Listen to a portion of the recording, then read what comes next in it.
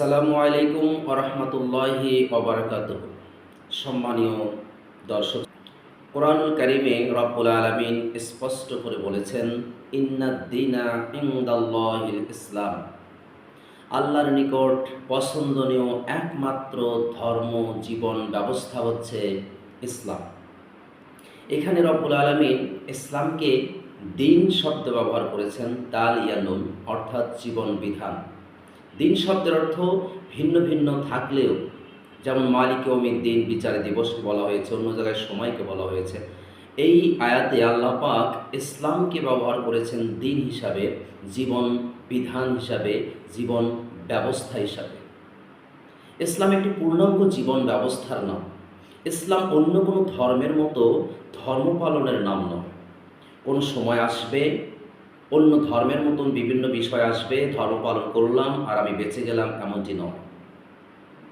ইসলাম রমজানে রমজান আসলো, রোজা রাখলাম, জাকাত আসলো, জাকাতের সময় জাকাত দিলাম, নামাজ ৫ ওয়াক্তর সময় ৫ ওয়াক্ত নামাজ পড়লাম, ধর্ম পালন হচ্ছে নয়। এটা একটু ফান্ডামেন্টাল রুল, এগুলো হচ্ছে মৌলিক স্তম্ভ, এগুলো পালন করতেই হবে বাধ্যতামূলক। কিন্তু ইসলামকে আল্লাহ রাব্বুল আলামিন জীবন বিধান বলেছেন। জীবন বিধান মানে আপনি আপনার লাইফ স্টাইল কীভাবে সাজাবেন, আপনার জীবনের প্রত্যেকটা সেক্টরগুলো আপনি কীভাবে পরিচালিত করবেন।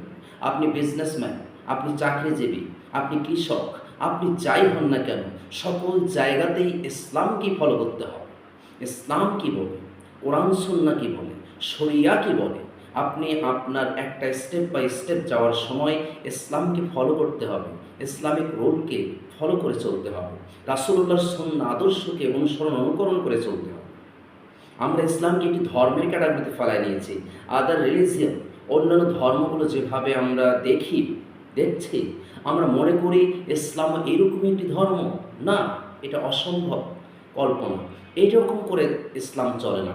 ইসলাম জন্ম থেকে নিয়ে মৃত্যু পর্যন্ত, মৃত্যু থেকে নিয়ে শেষ ঠিকানা জান্নাত জাহান্নাম পর্যন্ত সব কিছু নির্ভর করে এই ইসলামের ভেতরে। ইসলামকে আপনি চাইলেই মন গড়া পথে পরিচালিত করতে পারবেন না। আপনার পক্ষে আসুক বিপক্ষে আসুক, আপনার স্বার্থে পড়ুক আর আপনার স্বার্থের বাইরে পড়ুক, যে কোনো পরিস্থিতিতে অবশ্যই আপনাকে কী করতে হবে, ইসলামিক রুল ফলো করতে হবে।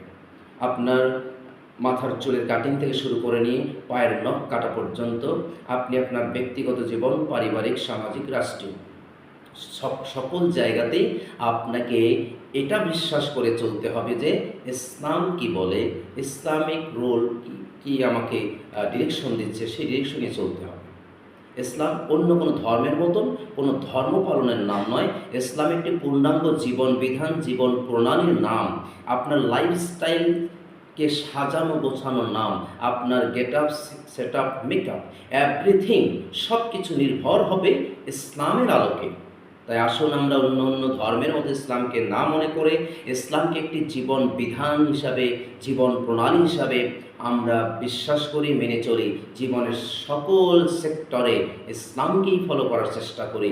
রব্বুল আলামিন আমাদের সবাইকে সে তৌফিক এনায়েত করুন। ওয়া মা তৌফিকি ইল্লা বিল্লাহ।